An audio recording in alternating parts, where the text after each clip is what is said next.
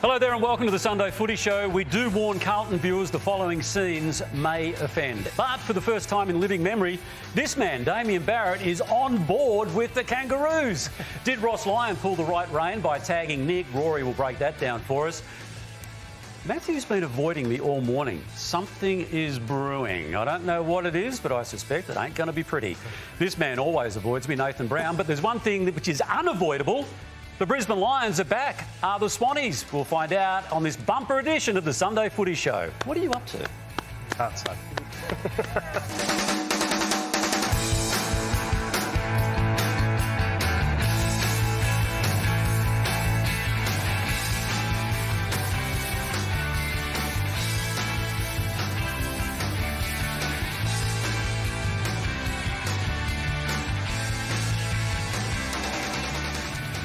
Show me the way to go. Are we on?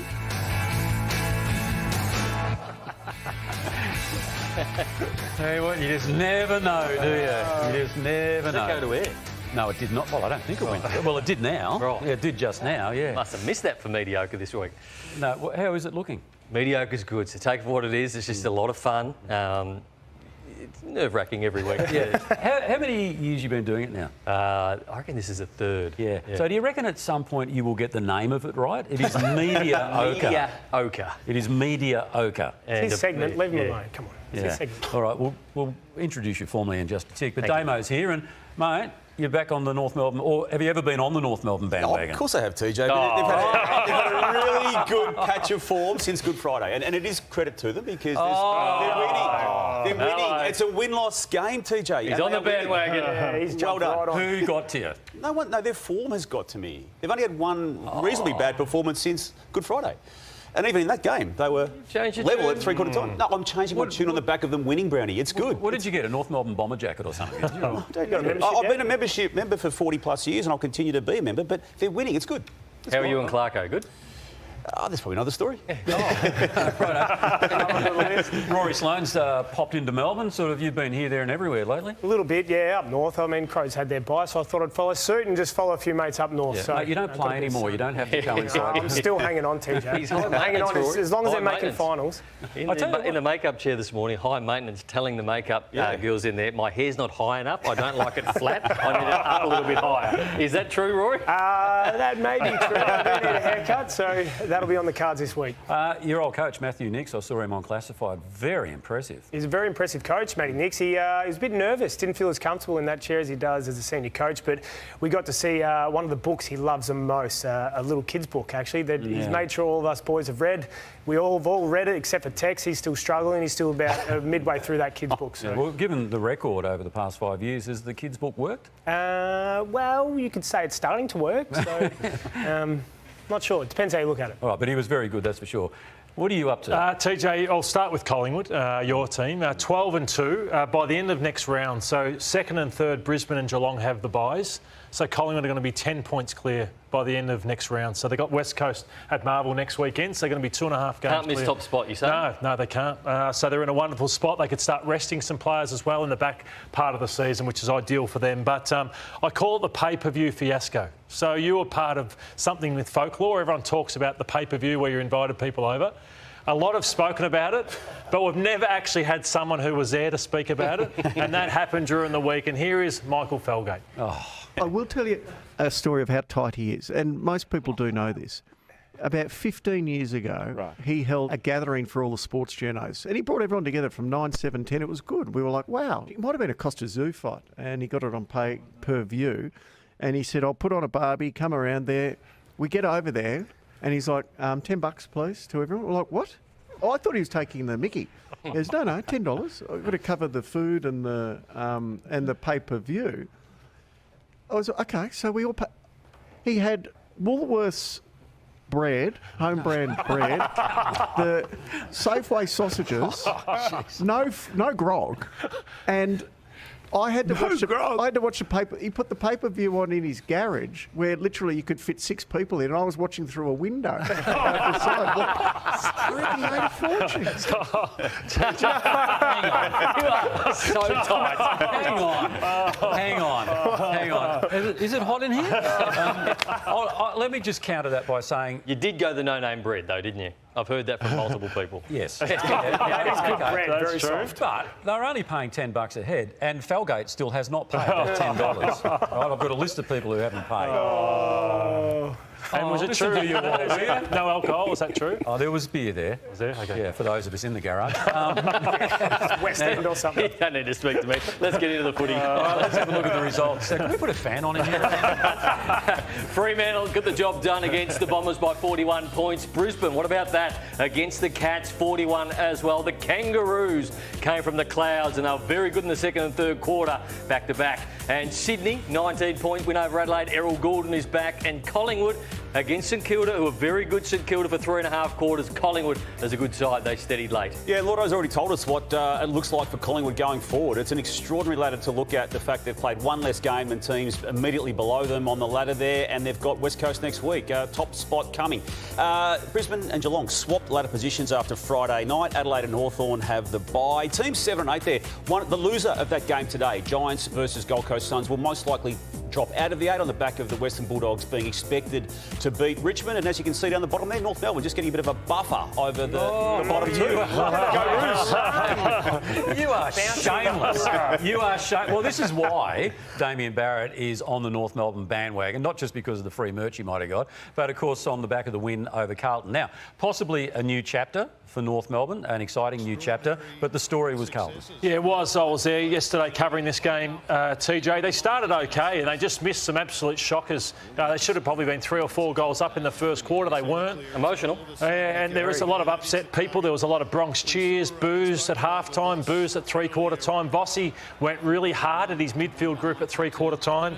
But they're now What did you make of that, Llordo, when you see this? Yeah, he is saying to somebody, play your beat role. Yeah. So he's questioning someone within the midfield group who that is. Some are saying it was young Jackson Binns, who's a wingman there at the club. I'm not exactly sure on that, but he seems to be the one in the firing line of it. But the disappointing part is they've had Essendon, West Coast and North. They played one quarter against Essendon, which was great in the first quarter, then fell away. West Coast 1 quarter, fell away, and then North Melbourne. The second and third quarters was just embarrassing football from them. So Browny's going to touch on their game style and their system, which has got Michael Voss under pressure. Yep. And when you mention those second and third quarters, North Melbourne only scored 1 goal in the first quarter and did not score in the last quarter. So it just goes to show where the damage was done in the particular game. But Michael Voss used a word that coaches rarely offer publicly about their own team to describe what happened yesterday.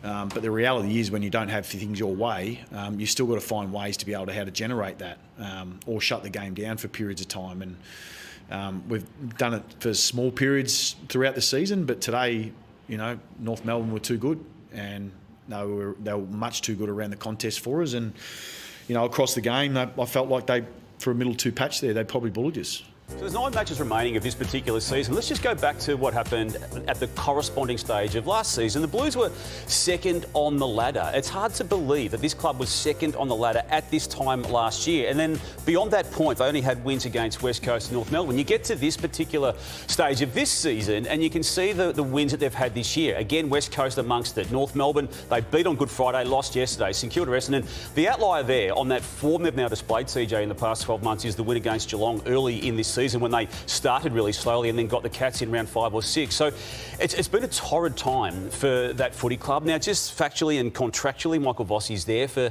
2026, but there is, as we know, Rory, a new incoming CEO by the name of Graham Wright, who is, I've dubbed him the agent of change. He did that at Collingwood. He identified Sam Mitchell before going down the Craig McRae path, and I feel he'll be looking at everything to do with this particular footy club, including, Llordo, some big-name players who are under locked contract for some time. In the form of Charlie Curnow, I think is a major worry. Harry Mackay's injured and has issues too, TJ, and even Sam Walsh. Other media have been reporting that he, despite being contracted, could be on the lookout. OK, well, let's stick with Michael Voss for a moment. You're on 9 News last night saying you think he will go until the end of the year. Yes, and then to question Damo for whether he coaches next year. What do you think? Yeah, look, he's got 9 matches remaining, and just mathematically, let's deal with what's in front of us. If he wins 7, he's going to be in the conversation for the finals. Now, the form they displayed yesterday, that is not going to happen. But let's see how that does unfold. But if they do fall short, I do feel, and I think he's been around the system long enough to know that these things are looked at. OK, so who's out there? John Longmire?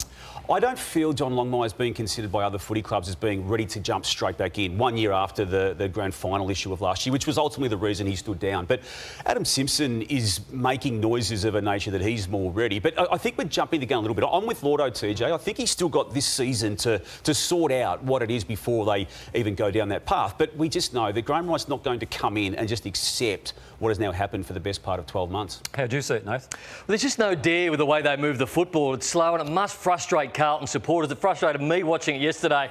So this is on the wing. They've turned the ball over and they need to start going quick. Look at all this space that they could be running into here, but they go sideways. So then Paddy Cripps does go sideways. They go sideways a lot. Now this is the kick. So you look at Ollie Hollands. He goes, there's players in the middle here. Geelong, Brisbane, Collingwood, they hit that ball in the middle and then you're kicking to a one-on-one. But Carlton go slow, they go sideways and they just lock themselves in the back end. Again, Weideman here. He has a look. He has a look up. He looks forward. Have a look at all the players with their back and nobody's moving. This is where you want to get the ball. That 55 to 60 metre out sweet spot.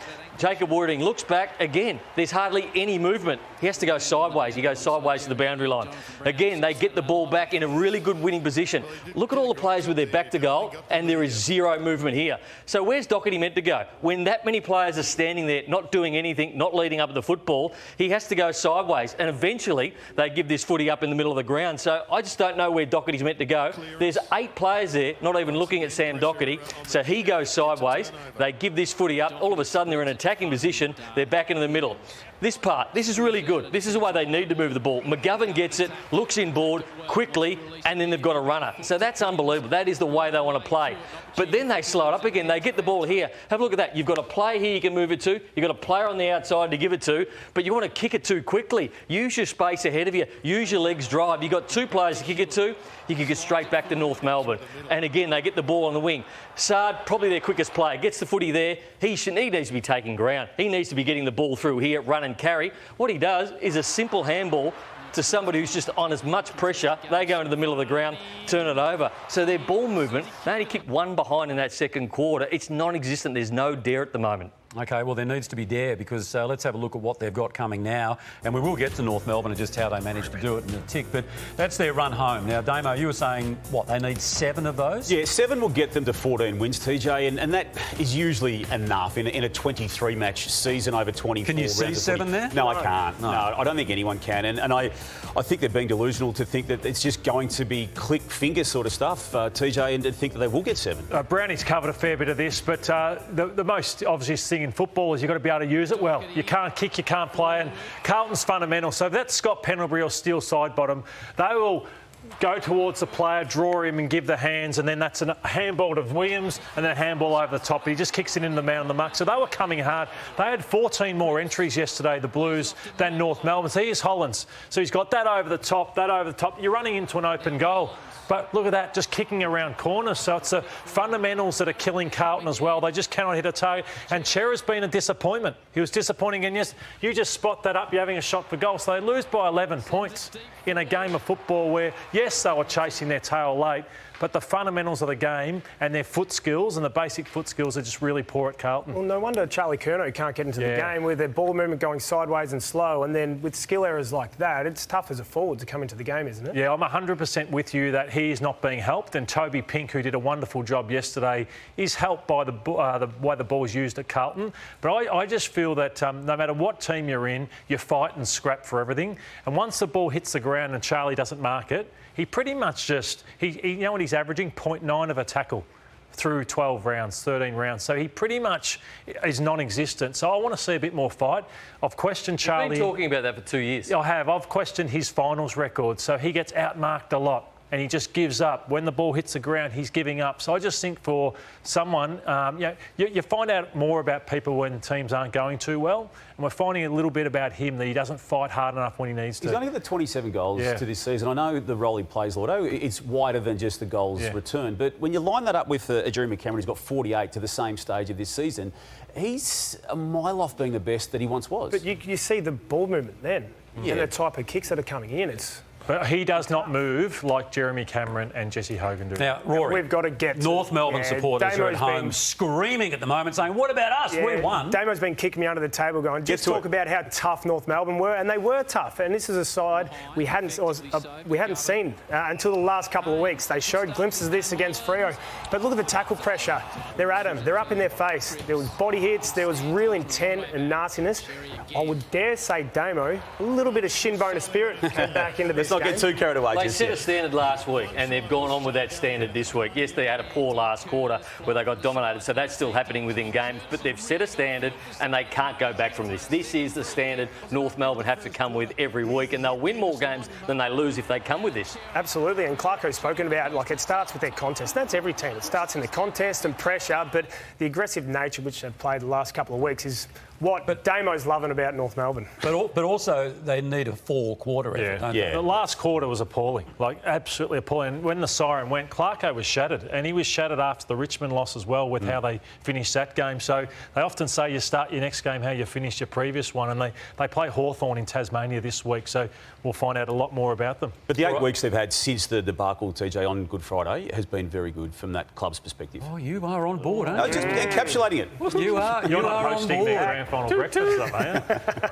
There's something coming. There's something coming, no doubt about that. But we will discuss North Melbourne's, guts and determination yesterday for the most part a little later on in the program.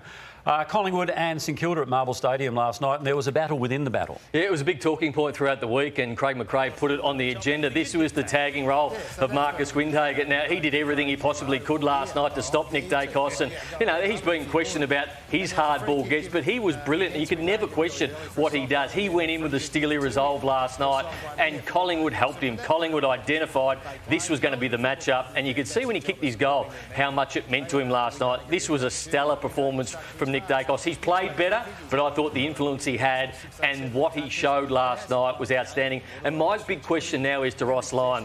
You've got a player who could be one of your most attacking weapons in Marcus Windhager. You've got him tagging the last 2 weeks, the two best players in the game. Are you giving up too much for Marcus Windhager to do the role he's doing right now? Yeah, I've had the same question asked of me. Is this helping Marcus Windhager's career? Yes, it gets him a game every week, and he does a fantastic job. He gives everything in that, but he's an attacking player. Yeah, is he one of their best young players coming through that's just asked to do a job and tag every week? So I just hope it's not something he has to do week in and week out. But if you go back to, say, Michael Gaffer, for example, right, was known as the blanket. It got him a premiership medal, didn't it?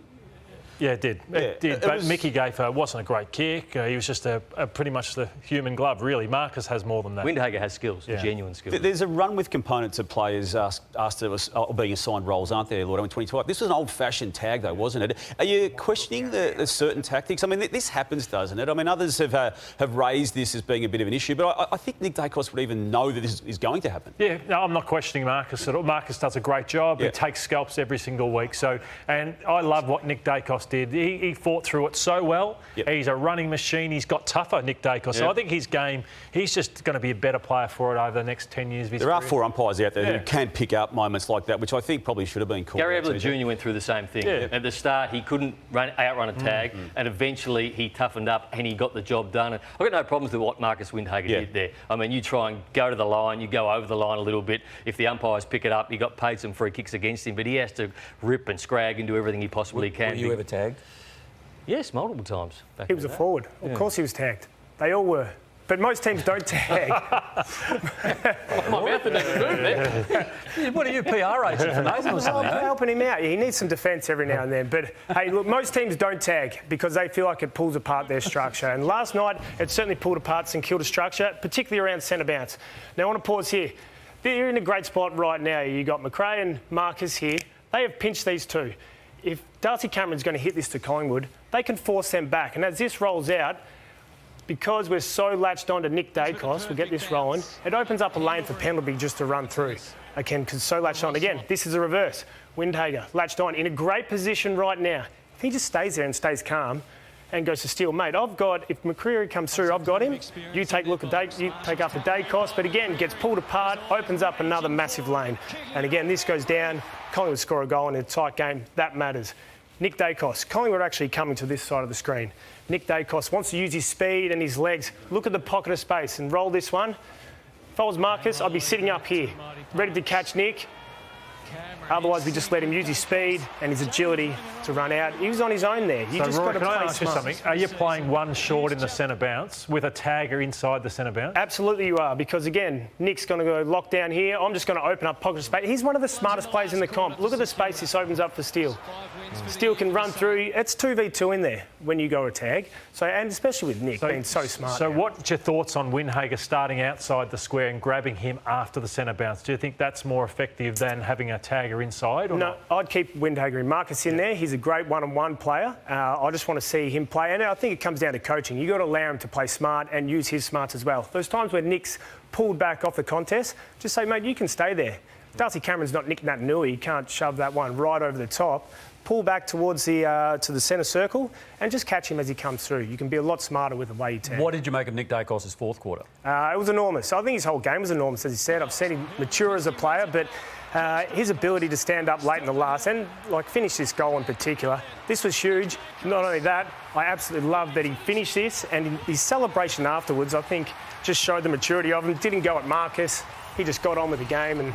Yeah, he's showing absolute class at the moment. And the narrative, TJ, wasn't it, with Craig McRae during the week highlighting this publicly, knowing and forecasting the tag, willingly doing it, making everyone aware of it, and then Collingwood players came around and were there for Nick Daicos throughout the entire match, including that celebration. There were dramatic moments before the game when Matthias Philippou was forced to be taken out of it after warming up or attempting to warm up. There was a plantaris issue that was diagnosed, and he was, within minutes of the game starting, taken out of the game. You can see the emotion attached to that decision. Toby Travaglia was already identified as the sub. He stayed as the sub, but Ryan Burns came in from outside the 23 into the actual starting 22, or inside the 22. So another injury setback pre-match there for Philippou.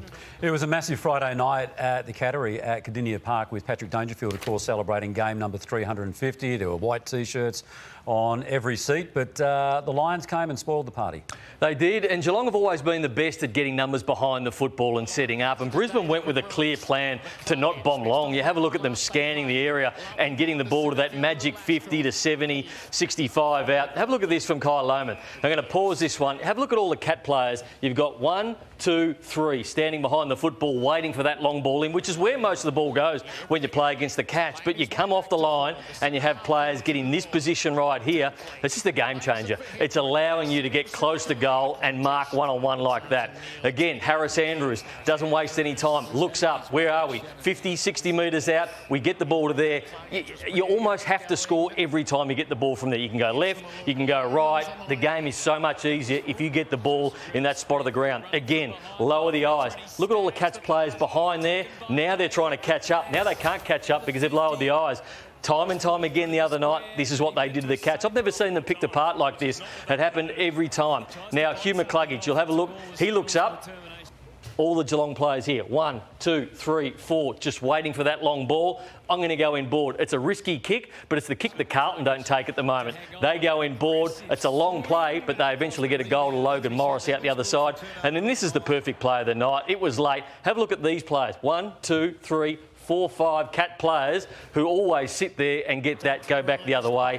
He lowers the eyes. It's a dangerous kick to take on, but have a look at the reward on the back of that. Zach Bailey, now you get the one-on-one. Now you get what you came for right under Brisbane. Jeez, you blokes are on fire today. Good vision. Analysis. Really good vision. Hey, you mentioned Logan Morris there. What did you make of him? Oh, he's a star, absolute star, and one of the brightest stars in the game. So what a fortnight he's had. What a year he's having, Logan Morris. So from the Western Jets, taken in a pick in the 30s. So well done to the recruiting team who identified him in the 30s. And so he's kicked 10 goals too. So he's kicked 5-1, 5-1 against good sides. So the Giants and Geelong, he's taken 15 marks in 2 weeks. And, you know, we wondered, Joe Dano, how do we replace him? Well, he's right under their eyes, a premiership player. Eric Hipwood is now the number 2. Logan Morris is now the number 1. I was about to say that. With every player that comes out, there's always someone that flourishes and stands up. Can I just say, I love Jasper Fletcher as well. So he's gone to a half-back flank, and I just think he is one of the next big things as well. It's amazing what a difference a week makes, isn't it? You know, considering the conversation we were having about Brisbane last week. Did you see enough on Friday night to suggest they're back? Well, it was a great performance, yes. They're second on the ladder, so I think they'll be in the last 4. But it wouldn't surprise me on grand final day again. The Sydney Swans, are they back?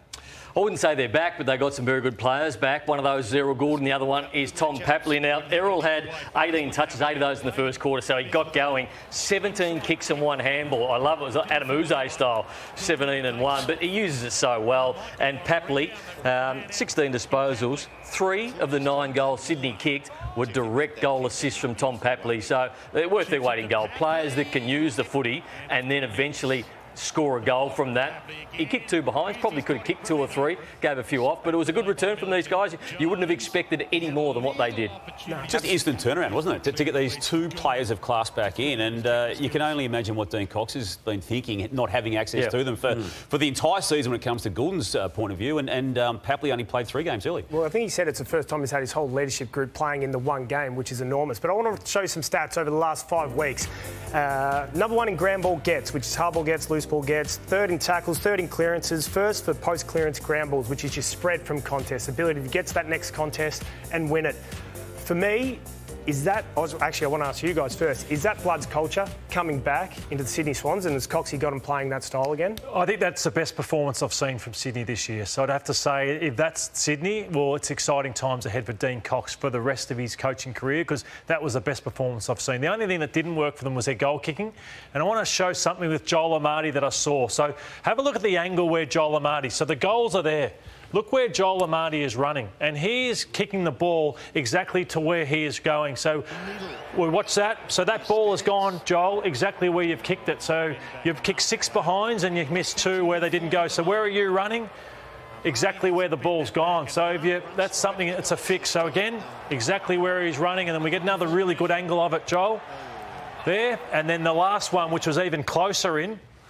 Where do you think that ball's going, kids? If you're about to go play a local game of footy, that ball is going to go there, because look where you're running, Joel. You should be there, running straight, and that's where it's gone. So just something. Well, he did kick it straight. He did kick it straight, but he's not running towards it. Someone who was a scientist like you, when it came to the motion and the direction of the ball, how do you see a guy being in the system this long and still doing that? It's amazing. So I was planning to look at it because I reckon he lacks momentum, too slow with it. But then I noticed that aspect of it as well. So I used to pick out a letter behind the goals, middle, smack bang in the middle, and I just focused on that initially. I just focused on the letter, and then as I'm running in, I'm just head down over the ball, but straight. And that was my focus for it. But everything had to be in line. So when I see Max Gawn coming in, twirling the footy, and his body's going one way and his legs going that way, I think, what hope have you got, Max? And has never fixed it. And I saw something similar. It can happen to the best. David Wheaton School of Goal Kicking. It can happen to the best of us, so Llordo. Brisbane versus Essendon, round 15, 2000. Matty Lloyd, 0 goals 6. Which round? Round 15, 2000. Yeah. No, you have plenty of days. I would have 2 or 3 shockers a year, but across the journey, it works out. Yeah. Still when you kick 100 that year, Lloyd. And the flag, Llordo. What about Thursday night, Exactly. Thursday night, Fremantle Dockers got over the top of the Bombers. And I wanted to ask Llordo about their midfield mix at the moment. So Setterfield is playing 100% mid. You've had Parrish back in there, Caldwell. I like Caldwell in the middle, but Merritt's missed some time in the midfield, so playing forward. Martin as well, 38%. Hobbs is a little bit. Perkins is a little bit. Now, I think Caldwell should be playing midfield. Yeah. Merritt should be playing 100% midfield. Martin, I'd love him to play more midfield. I'd love him to be playing the 90%, but forward of the centre, almost like the Dustin Martin style. Now, I know they're trying to give other guys some time in there, but I don't understand why Setterfield possibly couldn't go out to the wing and play the wing role. He's the perfect size, like a Blake Acres does. And I know they're trying to figure out their mix at the moment, but why is Merritt out? Why is Martin not in there? Yes, you want these players everywhere, but it seems like they're playing players who can only play in the one position, and it's hurting them through the midfield. I'm with you, Browny. I think Merritt's got to go back in there because what they've done is they've tried to protect other areas of the ground. You can understand what they're doing. But Merritt is he's had his worst month nearly of his career, in my opinion. He looked like, someone asked me, has he checked out? And that's a big call to ask me, but I've seen no. What was your answer? No, but I think he's probably just flat with where it's at, that you're playing. I know it's a bunch of kids and there's a lot of injuries, but he gets sat on. And now he's playing half-back. He started on the wing. He's an inside player, so get him in the midfield. Durham will be back from suspension. Get him in, banging. The best game they played, they went after Bontempelli, I think it was last year. They went after Liberatore. It was Durham, it was Caldwell, it was Merritt, and everyone else should work around that. Yep. It's an issue. Like, Sardis can't get a game because they've got too many inside players, but he should maybe be playing ahead of some of these guys who are at the latter end of their career. All right, we've had almost half an hour of solid analysis, and I'd love to keep it going because that means we wouldn't get to what caught my eye. But I'm being told it is that time of the week when we do see what caught our eye for this week. And Nath, you can kick us off. I am going to take the new Kookaburra, open the bowling here. Now, we saw last week, Damo. I'm going to recap last week that you've been framed out of things at the AFL. So it's just all Llordo. This is accessible areas. You can see a little bit of Damo there. So Damo, very, very sure part. But I believe, Damo, you've gone to management during the week and said, I demand I'd be in there. I demand a walk and talk. Let's see how your walk and talk went. It started well. So there you are. You're back in front. Let's do the walk and talk. Let's do the walk. Where are you going, Damo? Where have you gone, Damo? And it's all back to Llordo. Just Matty Lloyd, number one. It's all in the contract. Force yourself in. More hang time for Llordo than Damo. Yeah, I think it's in the contract. Hey, TJ, there's 2 matches remaining in round 15. GWS and Gold Coast, big game, and the other one, Western Bulldogs and Richmond. And it basically reminds us this is the time-honoured Nathan Brown Cup because our man Nath was a brilliant player at both footy clubs. But it's fair to say there's been a tepid response to Nathan's appearances at clubs. Now, look, Das, Westy, Crofty, Coons, this was a celebration of the Bulldogs recently. Smithy, Jono, all the greats there. I think Bob's in there somewhere. Yep. No Browny, no Nath. There is. No Nath. Now, Richmond, though, they went through the motions of acknowledging this great man. Oh, we're going to play this And look at the response of the crowd, Llordo. They didn't... Well, there's a person in the crowd said, who is that? They tuned out. They don't care. I'm not sure where you're at, Brownie. It's the Nathan Brown Cup, but I'm not sure which supporter groups watch the most. That's it. That's the first time. That's the first time for me, though. That must be the 20th anniversary of that showing that particular clip. I had them 1 for none, and then they're 1 for 80. Well, it was brought to our attention a while back that Sammy McClure wants to take on the sex symbol himself, Matty Lloyd, in a bench pressing competition. Now, for those of you who played video games growing up, before you get to the boss, you need to go through a few Bucks looks good. lesser enemies first, right? Yeah, Bucks looks great too. Yeah, so this is going to happen later in the year, Llordo? Maybe. Possibly, yep. But as I spoke about too, you got to take on the boss. You got to go through the smaller minions first. And the man to my left is Bowser. But if Sammy McClure wants to get to the boss, he's going to have to take on Princess Peach or a little Toad in terms to get to him there. So What is that, Damien? It was set up for that handball competition we did about 4 years ago, Brownie. I think I lifted... It's at 1 kilo. So Why are you grimacing? You recall we did the piss take for the handball competition? Sammy McClure's got to take on Baby Bowser first. So you up for it? Up for the challenge first before he goes on to Bowser? I think they've won for 300 now. No need to swear, Damo. It's unbecoming. That's one word. It's a takeout. No, that's not at 10:30 on a Sunday morning, my friend. No way. So to all the kiddies watching, I apologise. In fact, to everyone watching, really, I apologise for the whole show. Well, actually, this is probably an apology in advance as well. Leading into Origin, of course, people make outlandish bets, and one former rugby league player, now turned media commentator, Aaron Woods, said, if they win, I'll go running into the surf naked. And he did it live on the Today Show, and it was very awkward. Here he goes, to the moment of truth. No way. The moment Danica, you've reported on a lot of great sport. No,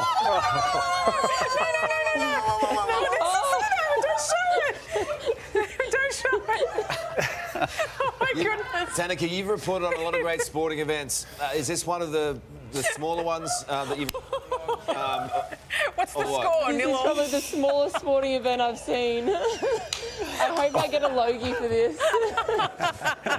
Danica, she's fantastic. So that was the Today Show. All got a little bit awkward. Not everyone, though, finds themselves in those awkward positions when they're confronted with something which is extremely awkward. Now, Matthew Lloyd there playing for a local club, and there he is there, just sort of like, just doing up the shoelaces there while one of his teammates is attending to himself. Now, quite clearly, the only thing Matthew was focused on was how much he was actually making for his appearance that day. You're spot on. Speaking of local footy, TJ, you were asked, is that right, to speak yesterday? You're the number one ticket holder. No, I'm not the number one ticket holder. Oh, you're not? Okay. No, He's actually the number one ticket holder at Seaford. Okay. Seaford. They had a good day. But Port Arlington asked you to speak? Yeah, so Mitch and Nathan, the coaches there, asked me to speak to the players before Port Arlington's game yesterday. And I reckon they would have hoped for 90 seconds, and you've gone for about 4 minutes. All right, so I've broken it down into sections of the speech, and you've started with a chomp gag to lighten it up. And what's the fake laugh from one of the players at the front row? Well, okay, thanks, guys. When Nathan and Mitch asked me to do this, I've got to say I was a little reluctant, right? And probably still a little reluctant. You probably say I'm not exactly chomping at the bit, right?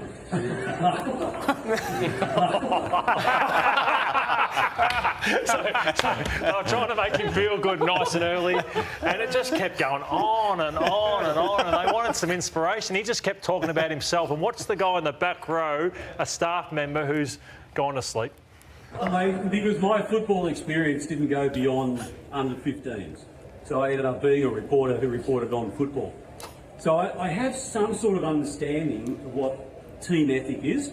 What I do takes a team. I can't do what I do if I haven't got a cameraman, an editor, a producer, a director, lighting, audio, chief of staff, graphics, and they come to you and they say, He's a guy. He's asleep in his bag.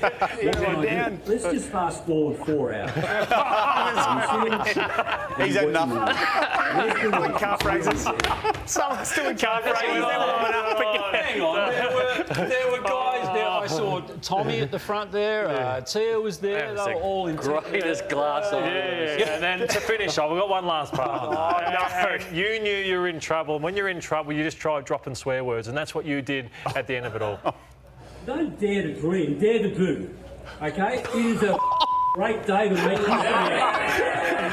And they started clapping because they wanted it to come back. Thank God he's finished. Let's wrap it up. Cliche at the end.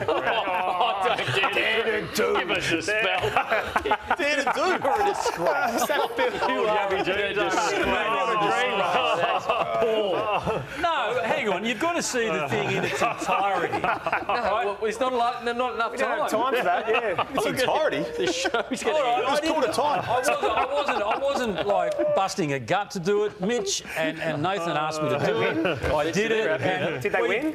Thank you, Rory. What was that question? Did they win? Sorry. 5 goals down at 3/4 time. It was the start you gave. So you gave them a 4 start. So who gave them the 3/4 time speech? Well, the coaches did, and they kicked 8 goals to 2 in the last quarter and won by 5 points. Thank you. Well done, Port Arlington. And I'm happy to do that any time you like. You finished? Yes, just stay away from my team. Just Sorry, go to the break. We're going to take a break. You are watching the sun. It is definitely hot in here. There's no doubt about that. Right, let's go to the break.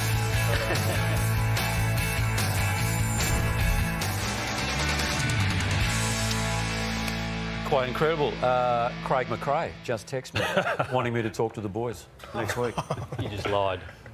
Yeah, I did. Well, I tell you what, they didn't need me last night, did they, at Marvel Stadium? Fly did it all on his own. And I reckon they'd get McCreary's mum back before that. No, they didn't. No, you're pretty good. The Pies, they just go from... No, you go from strength to strength. Darcy Cameron, what a player he is for Collingwood. They wouldn't want to lose him. Collingwood, it was tight for a fair period of this game, but they are just too good. And the Daicos boys do what they do. And Harry Perryman, what a recruit he has been for Collingwood, along with Dan Houston and who's the other? Tim Membry have been wonderful for Collingwood. He joins us this morning. Harry, first of all, what's it been like playing for the biggest club in town, in Melbourne, in the AFL, and Collingwood? Yeah, it's been good, Llordo. I've been enjoying my time, that's for sure, mate. It's certainly been a lot different compared to the Giants, but playing in front of some big crowds, getting a lot of people to training and whatnot, but I've been loving it. Do you find there's more scrutiny as well, though, playing a Magpie for what comes with it as well? Yeah, definitely. There's definitely that side of things, that's for sure. It helps when we're winning so far, but yeah, I'm sure there's plenty of scrutiny around, but that's just something you kind of get used to as an AFL player and try and switch it off when you can. What about the game style? Is it completely different? Collingwood play very system, very role-based football. How have you taken the time to adjust to that? Yeah, it's been pretty similar, to be honest. Coming from GWS, pretty similar game styles. Rely on a lot of pressure at the footy, and pretty system-based. So hasn't been too different, to be honest. So it's been good to get used to. Llordo, I mentioned Darcy Cameron off the top. He had a great battle with Rowan Marshall last night. Kicked 2 goals, probably could have kicked 4 in the end, but do you feel like he's in all-Australian form? Yeah, definitely. Darcy's been he's been awesome. I think kicked 2 last night. He was in some good form, and he provides plenty of energy for us. He's a ripping fella too. He's always good fun in the locker room. So he's having a great year, and I'm sure he'll continue. He's feeding a couple of those midfielders too at the moment, Harry. And I want to talk a little bit in a second about Pendles and Sidey in particular. But not only that, we showed some footage of Nick and his ability to drag Marcus Windhager around at stoppages. But is Pendles, Sidey and Nick taking control of that midfield group and making decisions on their own? Yeah, definitely. Yeah, them boys they've been awesome. Pendles and Sidey, they're probably nearly in career best form, to be honest. At whatever age they're at, they're absolutely flying. And then there's Nick's going really well in there as well. So he had a tough tag last night on Windhager, but I thought the boys looked after him really well. And I think another one, Ned Long, he's been going awesome in there too. So there's definitely a good mix in there, and they're gelling really well. Harry, as Llordo mentioned, you came along with Dan Houston and Tim Membry from other clubs as seasoned, experienced players. You got to play against your old club in the opening round match this year. Tim Membry got to experience that last night. How did he go? Because there did seem to be some emotion attached to that appearance last night, because he does have a lot of close friends, obviously, at the Saints. Yeah, definitely. Yeah, Timmy was awesome. I actually took him into the game last night, and he was definitely a bit nervous in the car in, but he was awesome. He's been so good for us this year, and provides a great contest ahead of the footy. And I reckon the Saints are probably pretty keen to have him back, I reckon. Hey, Harry. Sorry. I was just going to say, Harry, if you missed this week with an arm injury, is that because you've been holding that phone up like that for 10 minutes, or? Oh no, I probably should rest it somewhere, I reckon. And Harry, I asked your former coach Leon Cameron when you were still at the Giants who he would take for a kick after the siren in a grand final. He said you. Now, you're the main man down there at Collingwood. Would you take yourself, or who at Collingwood after the siren are you taking? Oh, that's nice words from Leon, but I don't know. I reckon Jamie Elliott's pretty reliable. He's a good set shot. I reckon even Timmy Membry, he's pretty reliable as well. As is your team, Harry. They're on fire. And the votes from last night, Nick Daicos, I give the 8. I loved how he fought through that with Marcus Windhager. Darcy Cameron's a star. Lipinski's kicked 2 and had 26, an important cog in Collingwood as well. And Wanganeen Millera should win the best and fairest at the Saints this year. You come on the Sunday Footy Show, you get rewarded. This is the best prize pack in the business. A family pass to Gunbuy World, where water slides, thrill rides and wildlife collide. And the quackers, they definitely bite. Hit Fit membership, combined body weight and boxing for a full body workout. You'll be best dressed on the golf course thanks to Clutch & Co. I've got their socks on at the moment. They're brilliant. And we'll kit you out in Catstar, Brad Close's clothing brand. Be close. Your swing, your style. A box of Chrome Tour golf balls and caps thanks to Callaway. Bar Fridges Australia are back for all your beer and wine cooling needs. A pair of Aquillas from premium quality footwear since 1958. A pair of Rick's eyewear thanks to Rixie eyewear that inspires confidence. And a free meal at Platform 28, the best pub in the Docklands. Elevate your wardrobe with St. Goliath. 2 pairs of hybrid undies. Now these are new in a mid and long leg from the Better Collection. They've sewn elastic into the groin line, which is an absolute game changer. Trust me, I've got some. I tried them on this morning and it looked great in them. Treat yourself to a batch of Daniel's Donuts. Book a delivery online today, and some caps from Travis Matthews. But I tell you what, the Better Collection undies. Haven't you rorted the system? Like, what, Temper Beds, Callaway Golf Clubs? Can't pay for undies either. You all got the same undies this morning, so... No, I didn't. I haven't seen them yet. Well, Maddie Conway's handing them out, but I don't think Tony will get them. No, well, I've already got some, thank you. Yes, and I have also tried them on. How do you look? Well, I'm just waiting for the double XL to come. But anyway, hey, Harry, you can rest the arm now, mate. Lovely, yeah. The arm's getting pretty sore, actually. Yeah, I bet it is. All right, good on you, mate, and all the very best. You're back at Marvel next week, so good luck. Yeah, no, cheers, boys. Thanks for having me. All right, anytime at all. Harry Perryman joining us there. We'll take a break. When we come back, North Melbourne supporters will tell you exactly how you did it, as if you don't already know. Carlton, North Melbourne. Huge game at the G, and North Melbourne fans must be so happy. As we spoke about before, it wasn't the greatest last quarter from them, but the way they've played the last couple of weeks, they're setting up for a big second half of the year. Zurhar was huge. I thought he was outstanding up forward. Getting more looks up forward too. Damo, which has been outstanding. Tom Power's best on. And LDU and Harry Sheasel set the scene in that midfield, Llordo. But you liked a couple of people. Yeah, Colby McKercher. You wonder where to start players, so a lot's been made of where Sheasel started his career, and McKercher has started as a backman as well in the past, and he gets a lot of the ball, but he had moments like this as a midfielder, 29 and 2 goals, where he just took the game on and he played with a real strong confidence. I was going to say arrogance, which I love arrogance in footballs, and that's what he played with yesterday at the MCG, so he was outstanding in his performance. He's tracking well, isn't he, Llordo, Yeah, for a guy who's only in the system 2 years. Charlie Comben was meant to miss up to a month, certainly 3 weeks with a shoulder injury. He missed one, and he came back yesterday, and you can see the importance he has got there with Toby Pink down back as the key pillars in that defensive part of the ground, Rory. And he's had a good season. He's had a good couple of seasons. He's strong. He's fearless. He's clearly what they're about, and is a big part of where they want to get to. I'll just ask, so did they make the right decision?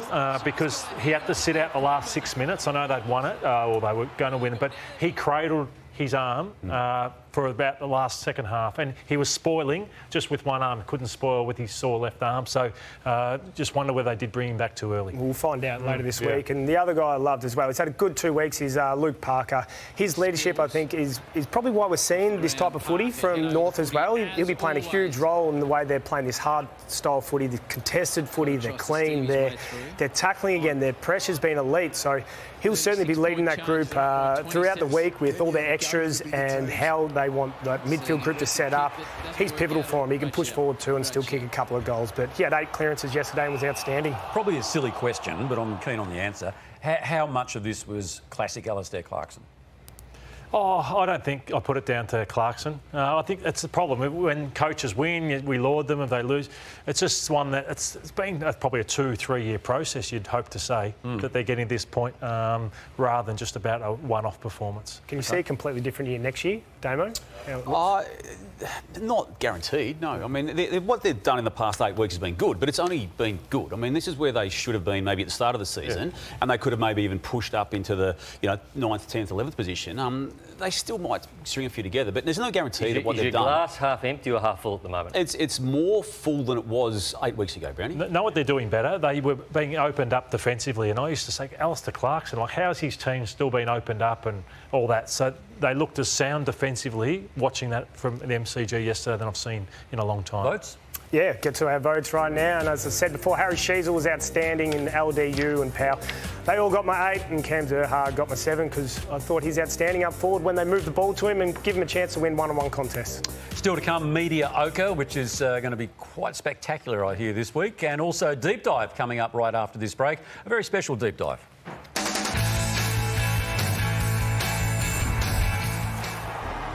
Players like Joel Selwood come around every 25 years. That's how special a player and a person and a leader Joel Selwood was and is. And look at this record, 355 games, 4 premierships. Couldn't fit in much more on the board there. 6 All-Australians, 3 best and fairest, the rising star, most games and wins as a captain, most finals in AFL history. And 4th most wins in AFL history as well. But look at the draft he was part of. There was question marks around his knee or a shoulder, Damo? Yeah, knee. There's a lot of talk that he, even the narrative was, he may not reach 100 games of footy. Yeah. It's be that bad. And so he drops down to 7. And there's a couple of good players on that board. Travis Boak's been a star. But every single one of those clubs are regretting the fact they didn't take Joel Selwood for what he does, both on and off the field, Damo. And the success was instant, wasn't it? Yeah. It started in 2007, obviously, the year after he was drafted, and it's no coincidence that the Cats premiership success started in that year and then continued way beyond it, all the way through until 2022 when he's still playing for them. But yeah, look, he had the instant ability to change games with his leadership. They started pretty poorly this year. They were 2 wins, 3 losses after North got them down at the Cattery in round 5, and that was after they'd had the review of the Mark Thompson coaching situation. But he, as much as any senior player on that list, in his first season of footy, led them out of the problems, and that was in the finals period leading into it when he was acknowledged officially as that year's rising star. And, mate, I was supposed to give you a little bit of an insight to... Well, we saw his CV before, but give you an insight of the player he was. He was the toughest player I've come up against, himself and Lenny Hayes. They both played footy the right way. I've been big on that. But he was vocal, he was tough, he was hard. He spread, he kicked goals, he absolutely did everything. And it was his leadership on field that was probably the most intimidating, the way he set up and organised that midfield group consistently. His speed over the first five metres, his tackle pressure was, like, you just knew you're always under the pump.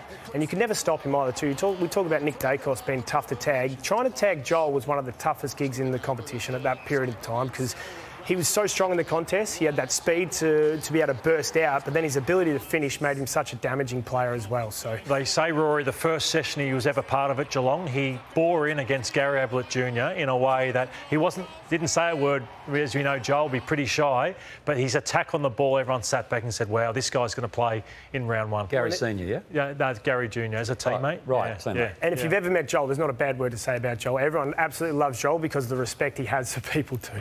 Yeah, just missed senior by about 15 or 20. Yeah, no, I didn't know. Sorry. I didn't know what you were... There was an Alan Jeeves moment, I knew what... You're trying to help me, but you... Just own it, TJ. Rory, you're grinding my gears today. So in terms of his leadership, this is his 3rd season of football, and at half-time of the 09 grand final against St Kilda, he is taking the address at half-time. Let's take a look. We had some shots of you having a chat with the boys at half-time. That's a big job for a young bloke. What were you saying? Mate, we just needed to get back to the basics. We weren't playing bad footy in the first half.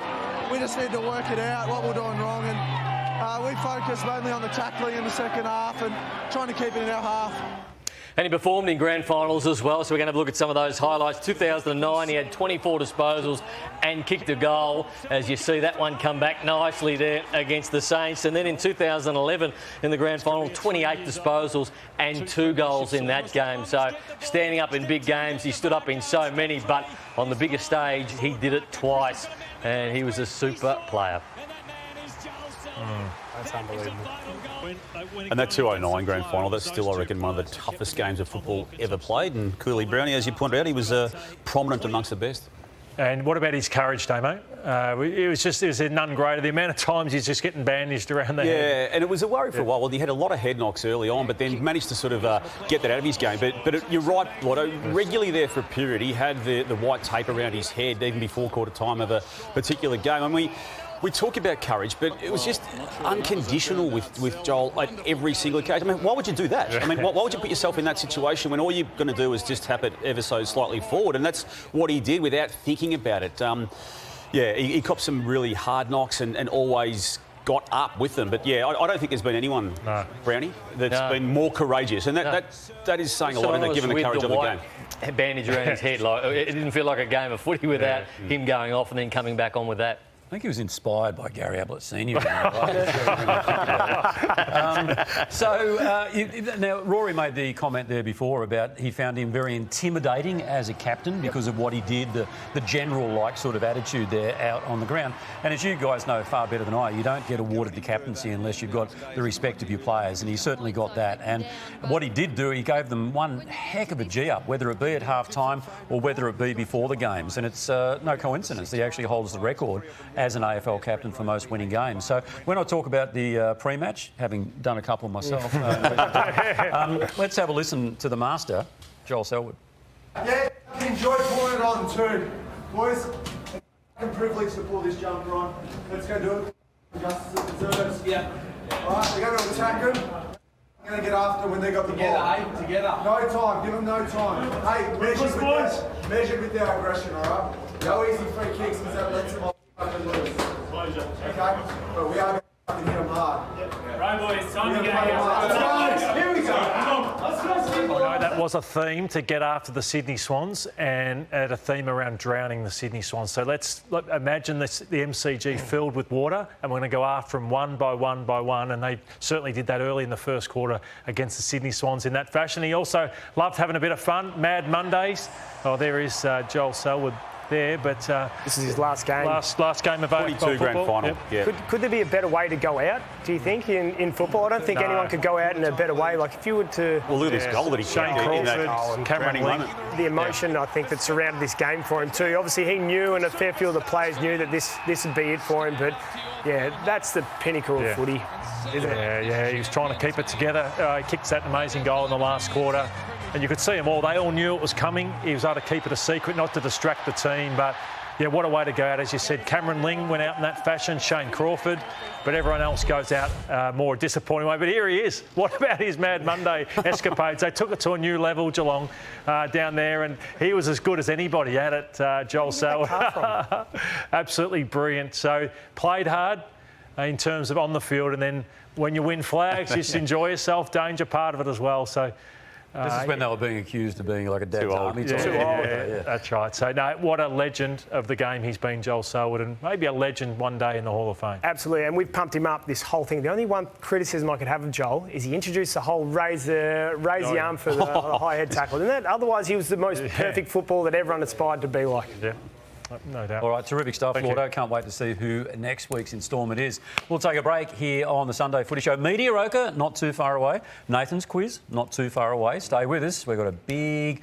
What have we got left? Oh, we've got a big 55 minutes still to come. Welcome back. You are watching the Sunday Footy Show.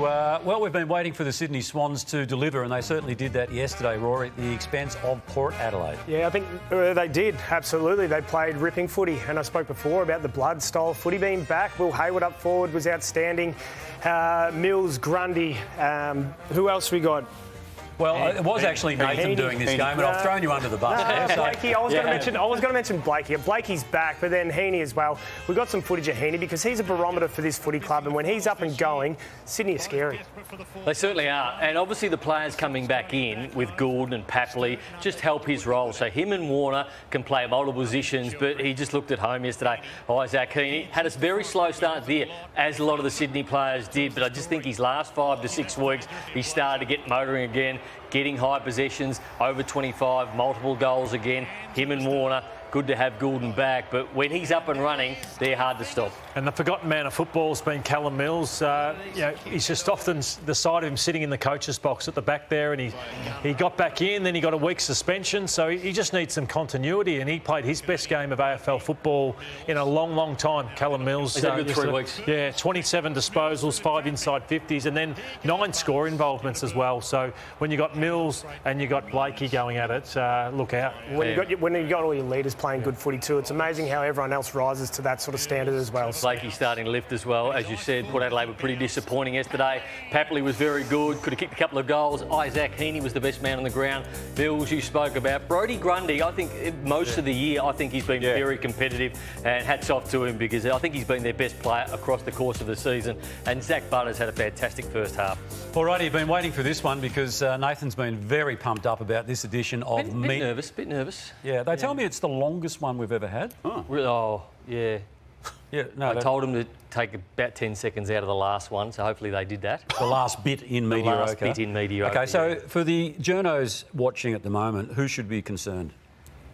There's a fair few of them, but I've asked them to take a 10-second patch out of Gerard Whateley's. I felt they just went on for a bit long.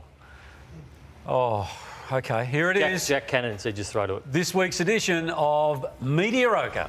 Carlton's two-pronged forward line is a handful for defenders, but also a mouthful for Mark Howard. Both teams actually unusually coming out onto the ground at the same time, right behind us. Charlie Curnow is in. Gee, that'd be a handy combo, wouldn't they? Would be handy if you got it out, Howie. Former coaches should know when the cameras are rolling. Back to Kath and the team over in Perth. I'm going to ask you about how you handle it. Yes, we do have the Essendon coach Brad Scott with us. Brad, you probably didn't want... Yeah, we're on air, so maybe you and Simo just... Catch you up and just having a chat. Didn't know we're on air. He won't be the last, but he certainly wasn't the first. Seven's Tim Watson is with St Kilda coach Ross Lyon up there at the moment. Tim, the news with Luke Ball, he's definitely out, is he? In the background. About the ball spot. Yours or mine? Mine. You're sweet. Terrific. We apologise. Actually, I noticed it. I've been cans. Yes, we do have technical problems. We've had press red for Ed. Now we have press mute for Kingy. I'll work on that one. I want to get back to the Nick Daicos conversation. You put this on the radar yourself. Just lost it.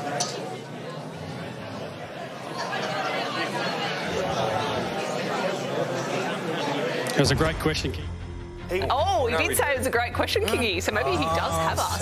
So he'll be able to see your vision, and it's a really good question. Guys. He can hear us now. Yeah. Sorry, King Kong, it's a back to great your question. Great question, King. I couldn't hear any of it. Geelong tried something new for Patrick Dangerfield's 350th, but their idea stunk. The mobile phone is a journalist's tool of trade. There are times when it does more harm than good. I don't think Chris Scott is considering. I'm sorry, that's my telephone. What a terrible time for that to happen. Was it Chris? No, it wasn't. No, I haven't spoken to Chris. Honesty is always the best policy when reporting. So kudos to John Ralph for lifting the curtain on how he sources stories. He was on absolute best behaviour. I know that was a cheeky grab, but I reported that story. Looked at the press conference, and he was really on fantastic behaviour. As the busiest man in footy media, it can be hard to keep up with all of Kane Cornes' opinions. Just ask Kane Cornes. Effort was one of the number one things that you had. Effort. And you want to celebrate someone who put in a great effort. Yeah, so let's do this. Richo, you have to just remind me as I've lost my rundown. McDonald. Yeah. McDonald. A McDonald goal that I'm reflecting on here. And talking about effort and the fact that you love how much effort they're putting in.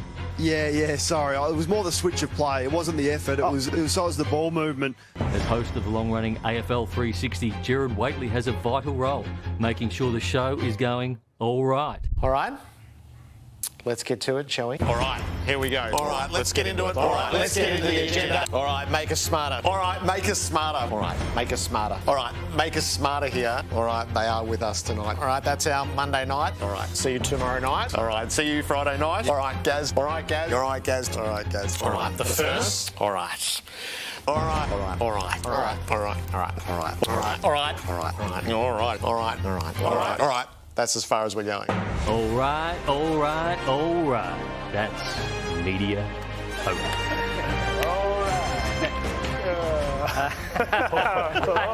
Take it for what it is. It's just a word, Jared. It's just a word. Go to the break, Nathan. And that's Media-Ocre. We'll be back after the break. Yeah, and don't forget, of course, Footy Furnace on tonight. It is going to be fantastic viewing, as it always is, with Tom Morris, who did a great job filling in hosting on Footy Classified through the week. He'll be joined again by James Hird and also Jimmy Bartell. So check your local guides. Footy Furnace tonight on the 9 Network. Do not miss it. All right?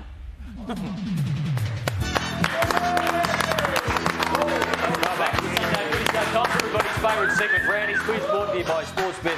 A very good morning to you, Tony Barber. OK, $500 on the line. Who are we playing for, Damo? And I'd like you to test your buzzer as well. There's a new buzzer for you. An awareness. That's TJ. Georgina Petnella, Baxter, Victoria. I've got Megan Scrader at Atwell, and you can call me champ for another 30 seconds. Right, Llordo. John Dyer from Mermaid Waters in Queensland.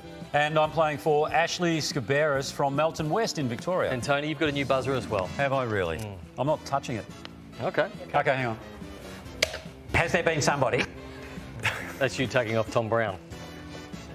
Nasty. The Richmond Tom Brown doesn't sound anything like it.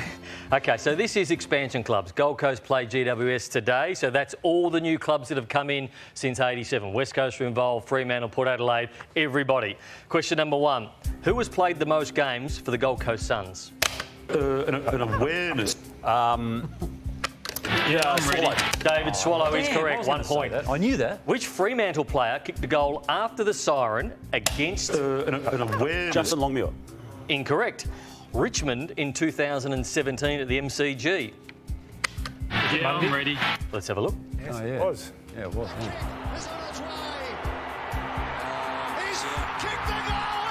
Superstar David Mundy. Oh, thanks, Rory. Wasn't one of the answers I was looking for, though. OK. Gold Coast entered the competition in 2011. Their first win was first win. Yeah, I'm ready. Port Adelaide. Port Adelaide, Llordo. That's sharp. Sharp work from you.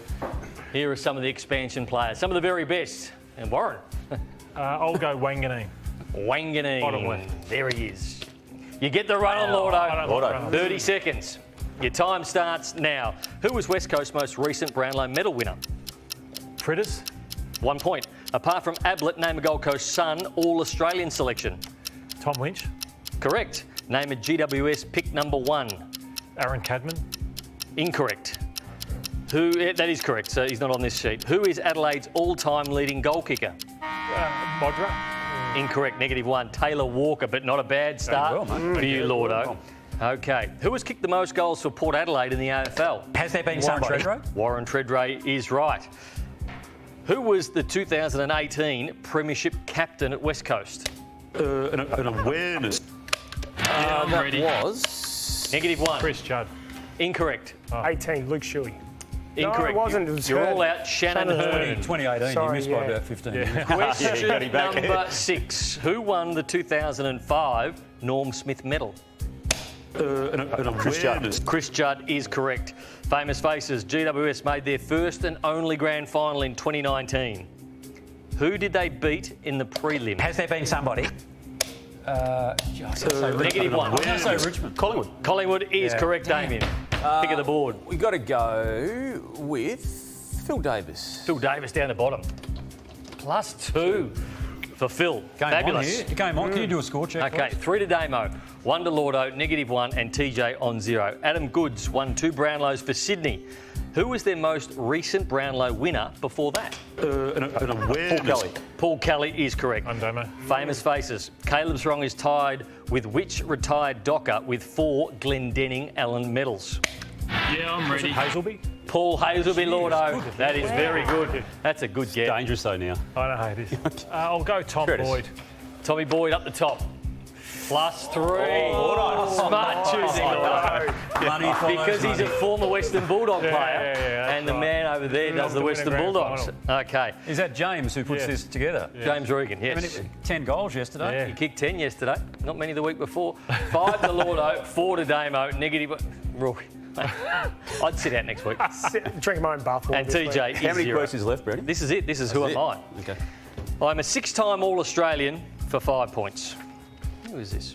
There we go. I have 6 club best and fairest for 4 points. Yeah, I'm ready. Havlich. Oh, Llordo, have a look at him go. And looked at Damo. Wow. Who'd you play for? John Dyer, Mermaid Waters, Queensland. $500 He's too good. coming your way thanks to Sportsbet. If you want to enter, wwos.9.com.au/Brownies quiz. All right, we'll take a break. You are watching on the Sunday Footy Show. More in just a moment. It's time for Primetime Takeaways, taking a look back at Thursday night and Friday night football, starting with Fremantle's defeat of the Essendon Football Club. They've now won 5 in a row, the Fremantle Dockers, and where does it set them up for September? So if we look at their last 5 wins, they've been against some quality opposition sides as well, the Dockers. You look at that, they've beaten the Giants, Port, Gold Coast Suns in that run. So where do you have them seated, Damo? And the game immediately before that, it was against Collingwood in round 9, where they're actually okay for a long period of time. I've got them 7th or 8th order, which means one of GWS or West Gold Coast comes out of the current standings. That's where I see them. And I feel like they're capable of winning a couple of finals to make a prelim. Yeah, I see them about 8th or 9th. I think they'll beat St Kilda this week at home, but then they got Sydney, Hawthorn and Collingwood. Hawthorn at home, but Collingwood away. So they need to win at least 2 of those if they want to play finals. Yeah, I have them around 5th or 6th best. Yeah, no side ahead of them at the moment. I don't think I have Collingwood, Brisbane, Geelong, Adelaide, Hawthorn ahead of them. I have the Western Bulldogs ahead of them. Gold Coast on a par, so I have them finishing around 7th. Do they do that without a home final? I don't think so. Who's their X factor? Bolton, but then Sarong and Brayshaw and Jackson. So they've got a fair spread. They do have a fair spread through that. Yeah, so they want for nothing as a list. No, they don't. It's just where they can get on the road and win some big games from this point on, but can't see them winning at the MCG come finals time. The other game is obviously Geelong and the Brisbane Lions, and Brownie's vision was fantastic on what Brisbane did to Geelong, but is there a pattern? So I've looked at the marks that are taken against them in the 3 big losses that they've had, and that's St Kilda took 105 marks, Carlton 117, and Brisbane 110. So rather than kicking it long and high, possess the ball, Rory, and not allow for Tom Stewart and Guthrie to do what they do. Absolutely. Lower your eyes against them. You've got to hit up those players, hit up your forwards, because Geelong backs will fold back. But Geelong, their defence was just off. There's a couple of moments here, like Bailey needs to be bumper barred there, like just stop his run. They were just off defensively. Yeah, so Chris Scott had this to say, you know, that is brilliant football, well coached by Chris Fagan. Chris Scott had this to say after the game. If that's a pattern throughout your games, then you've got a problem, and you may not be a very good team. I don't think that's the case with us. It hasn't been a pattern. It was a bad game to have an off night against, because sometimes you can have a bit of an off night and get away with it, but you can't against the quality of that opposition.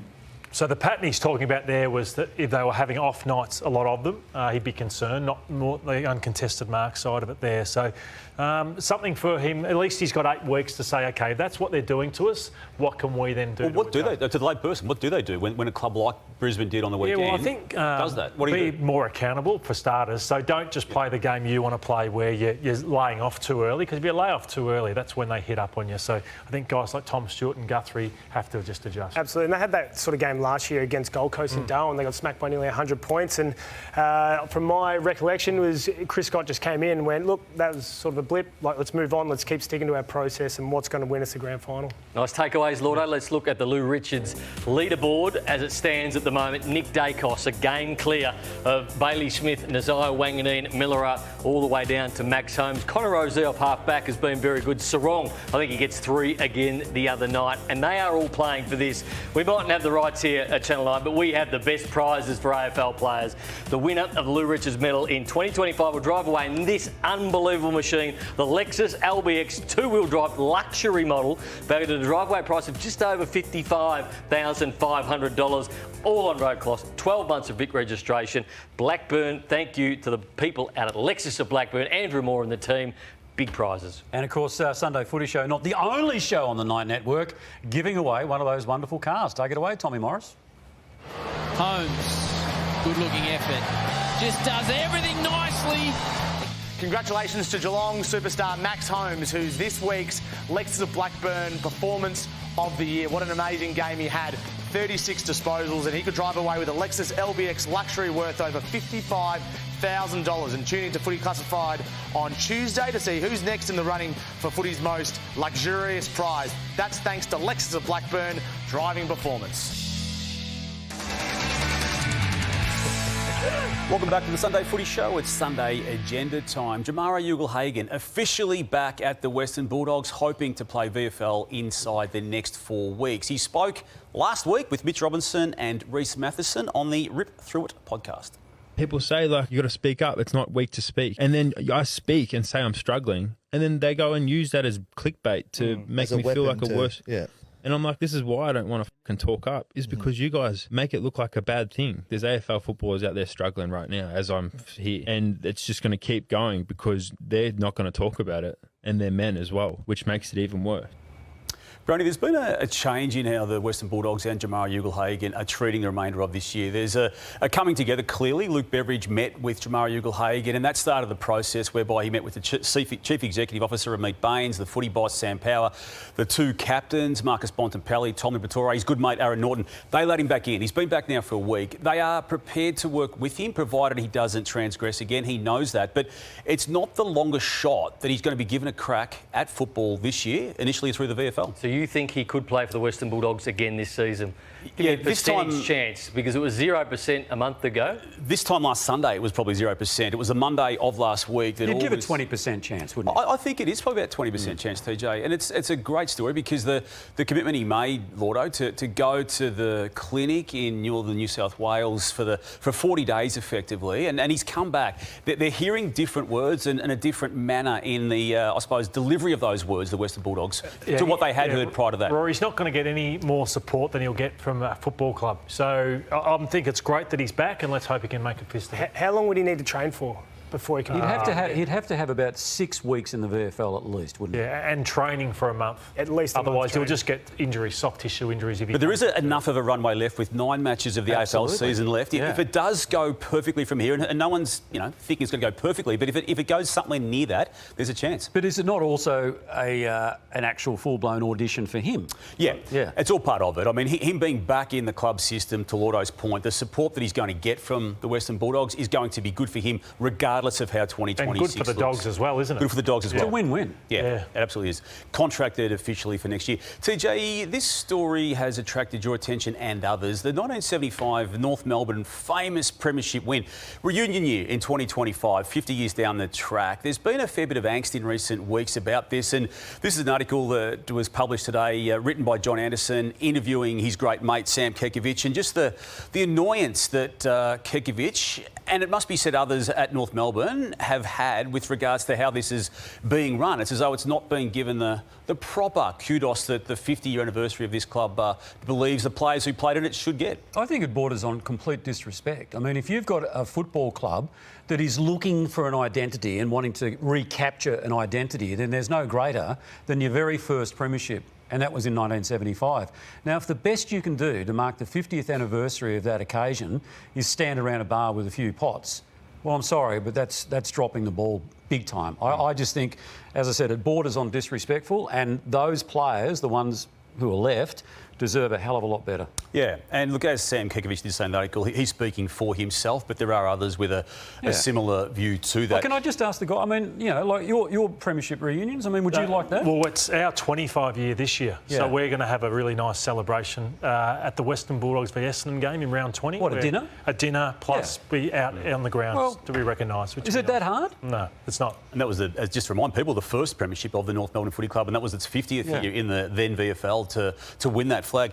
Jeremy McGovern, Rory, during the week clearly had been suffering head knocks. Just go back to 2018. That mark obviously led to the Dom Sheed mark and then gold, which won the West Coast Eagles the 2018 premiership. He's a 5-time All-Australian, played 197 games, but the AFL Independent Concussion Panel has ruled him unfit to play the game ever again at the highest levels and anywhere else, and he's accepting of that decision. It's a shame that his career has come to an end this way. Absolutely, and we're seeing far too many players having debilitating injuries and having to leave their game. They will get looked after, though, as we saw the other week with the AFLPA's new fund. So he will get looked after, and he won't be part of West Coast's new finals campaign when they come, or when they eventually get there in a few years' time anyway. All right, great stuff, Damo. Damo's agenda there. We'll be back right after this. 2 matches to complete the round. We'll preview those. Make the most of the cooler months with a winter retreat at Langham Hotels and Resorts.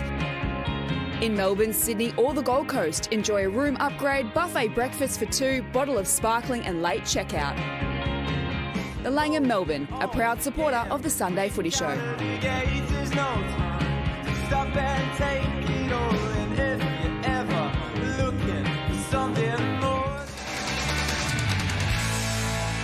You're watching the Sunday Footy Show. Still plenty to come, including 2 matches to complete this round. Yeah, the Giants take on the Gold Coast Suns. No Sam Taylor, I think, makes it really tough, so I don't think they can win without him. Western Bulldogs beat Richmond at Marvel at 320. It should be a huge win by the Dogs. Sam Darcy, how many can he kick? I'll say 6+. Yeah, I'll tell you what, it's going to be a cracker game, that's for sure. Jess Webster has got there nice and early. Jess? Thanks, TJ. I'm here with Richmond assistant coach Steve Morris ahead of the Tigers. Big clash against the Dogs here under the roof at Marvel a little later on. Steve, thanks so much for your time this morning. The boys fresh off a bye ahead of another big challenge for the young group. How have you prepared for this one? Yeah, it is a big challenge. Obviously, the Dogs are one of the highest scoring team in the competition. They've got a lot of firepower up there, and great challenge for us, fresh off the bye. Good opportunity to reset and take on one of the better teams in the competition, I feel. Sam Darcy is obviously in incredible form at the moment, one of the toughest tasks in football. You're the backline coach of the Tigers. Got any special tricks up your sleeve to curb his influence today? Oh, it's a difficult task. It's amazing to see a player miss so much time and come back in such great nick last week. But we're going to give that job to Noah Bolter. Going to give him the opportunity to take on one of the best players and best prospects in the competition and try and quell his influence on the game. Do you prepare any differently? I mean, every side has a key forward that you want to keep an eye on, but do you prepare any differently given there's one that's in serious form as he is? We've had a few of those recently with Jesse Hogan. There's a number of stars across the competition as well. So I wouldn't say we prepare any differently, but it's really important that you do your due diligence and make sure that the players are best prepared to be able to deal with the strengths of a player like Darcy. And obviously, as we mentioned, it is a big clash under the roof. You got a double header as well. VFL and AFL playing together today. How important is that for the club? And I guess for your role as well, overseeing kind of both programs, keeping an eye on the talent as well in the VFL. Yeah, it is. It's a great opportunity for our players, the young players coming through in the VFL, to be able to play on an AFL deck as a precursor to the AFL game. I love it. I think it's it's great for our club to be able to bond together, and Ooze has spoken during the week about the opportunity it presents as a footy club to take on another club that's in really good form at both levels and take it up to them. And Jasper Alga earned his opportunity today after some good form in the VFL. Tell us a little bit about him and what Tigers fans can expect. Yeah, he's got speed. He's got, for his size, he's amazing overhead. Lovely young kid from the country. I really like what he's brought to our footy club, plenty of energy, and I'm sure Tigers fans will be really excited to see him play today. Certainly exciting times for the footy club. Thanks for your time and go well today. Pleasure, Jess. Good on you, Jess Webster there. Righto, let's get the handball target set up. We've got two combatants. It's all happening right after the break.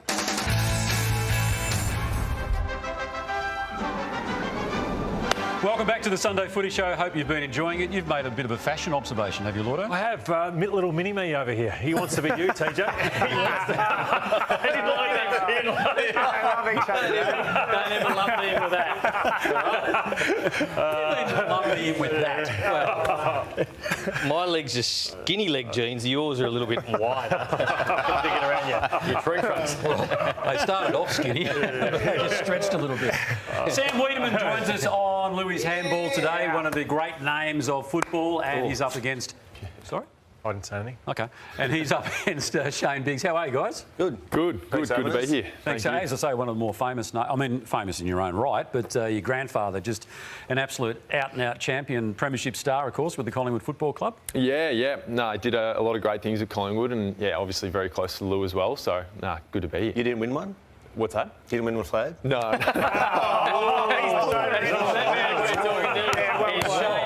Biggsy, I believe it's your wife's birthday today. You brought her into the handball this morning, then you're going to the footy this afternoon. That's a lovely day. It's my only day off as well, so she was wrapped. Here I am to make a fool of myself. So. And what are you doing now? I'm a plumber now. OK. Yeah, so get my hands dirty and that, but it's good. Studied before you played footy, though? Oh, I did a little bit of sort of businessy stuff, but it was mainly just to get the day off we get, so... Yep. You know, how often do you put the highlights of the grand final on? Because you were super. You had a super prelim final into the grand final. You did some great things this day. How often do you watch it? Nah, I haven't watched it back since. Take us through this play, because this was the iconic play out of an iconic season of footy for the Bulldogs. Yeah, well, the Doggies fans obviously love it. I've said before, I don't get a stat. But lucky Pico kicks the goal, so it looks pretty good. But if he didn't, probably no one would remember me. But I wouldn't be doing this handball. It's just sheer desperation. Look at the score, look at the time remaining on the game, and look what happens at the end. I thought I'd kick a goal here. Oh, no. You finally get your touch. But that's the way footy should be played. Don't ever discount that, because, yeah, you don't get a touch, but that's the way footy should be played for young kids. Pressure on and do everything you can for the team. So. Well, it was like that in the grand final, in the finals and big games like that. It's everything's out the window. It's just tough stuff, so it's good. Sam, not without highlights yourself, of course, spread over two clubs, Essendon and Melbourne. Some fond memories there. Yeah, definitely. Obviously some great times at Melbourne, being involved in when it didn't play, thanks Biggsy, but I was in the squad, and it was such a good time to be part of there, and obviously playing at Essendon, such a great club with a lot of great history. And you're still playing locally? You played yesterday? Yeah, played yesterday. Unfortunately got pumped yesterday by Baldwin, but it's good. Good to be back at my local club, Vermont, just having a bit of fun. And, it's good. More than a bit of fun. I think after this one we're going to see you in action for the Vermont Footy Club, and this was a pretty iconic moment in itself. Take us through this. Oh, geez, I was wrapped with this one. I don't think I've kicked one of those in my life, but Yeah, this was round To one. win the game, wasn't it? Yeah, Is that it against was. Bourne, is it? No, that was against Mitcham, local rivalry down there. So had a fair crowd and carried on a bit, but it was good. Do you cop much from over the fence? Oh, plenty, yeah. I was the Bourne boys were getting into me yesterday, but it's all good fun. So that's in the Premier League, is it? Eastern Footy Premier Division in AFL. So. All right, and how are you going this year? Not too bad. Yeah, we've had a few losses recently, and I've kicked a few snags, but hopefully a few more. We come on here, it is the best prize pack in the business, so let's go through it. 79 is the score to beat, and the Tempur mattress, this is the best mattress in the world. It goes into 0G, it's the same place that astronauts start when they go on the rocket, so it goes up, and you put your legs up a little bit, your back goes up a little bit. It's the Pro Smart. This is unbelievable. This is the best mattress. You sleep well at night, thanks to Jace Nicholas and the team out at Tempur. Sleep well at night, as I always say, Tone. You go out and you play golf with the Callaway Elite Golf Clubs from our top mates at Callaway, along with a custom fitting out at their headquarters. Total prize pack of around $15,000. That is the dream package there. And I'm led to believe that you had golf lessons yourself once. How did that turn out? Well, I only had them once, so that would give you an indication as to how. Just not my game. What about you? Do you play? Is any sport your game? Do you have a sport that you excel at or got any coordination at? Actually, now that you mention it, no, I'm not great. Yeah. Better golfer than handballer. I beg your pardon? Better golfer than handballer. Is that a joke, is it? I'm just asking, surely. No, let's just say I'm on a par with those. Okay. All right, move the target. All right, here we go. So you know the rules, don't you? Now, that prize pack, by the way, that's for the overall end-of-year prize. Yeah. Well, that's what Nathan always makes out it's like the weekly one. You've got to get 80 to win. All right, I'll kick us off. That's it, 5 each. 5 on the right, 5 on the right. left. All right, let's go. 7. Good start. 7, 14. Llordo, generous. 7, 21, very consistent. 7, 28. No, 33. That's 5. Over to Bigsy. 4 start, Bigsy. 5, 10. Did you handball in the grand final, 7, 17. A few teammates through. 7, 24. 5. Stiff. Whoa. Stiff. Okay. Stick ticket. 5. So it's 33 plays 29. Okay, it's on the left now. Yep, opposite end. 7, Take that. 40. 45, I. 7, yep. 52. 7, 59, 1 to come. 7, and that is 66. Very consistent. Clickety-click. Yeah. 7, 36. 5, 48. After me, Lloydie. 2 to come. Needs 2 more, guys. 7, 55. These are footy. You stand there. Can he win, Browny? No, he can't win. So that is 62. I'm not sure about Llordo's scoring. How'd you go? I thought he died. Hang on, even Llordo's not sure because I just saw you turn around. Do the tip. I don't know. I apologise. He is a former Bomber. Yeah, exactly. Looking up. Yeah, well, that's right. Yeah, that's right. Appreciate that. Probably wouldn't have won anyway. You've had your football glory, as you were quite quick to point out earlier. Sammy, well done, mate. Thanks for coming in. And no worries. Thanks. enjoy your wife's birthday and your day at the football. Yeah, what's left of it. So. All right. That does wrap it up for this edition of the Sunday Football Show. But as Mini-Me always says, wherever you may be, may the sun shine on you and make sure you get an autograph with Bigsy at the footy today.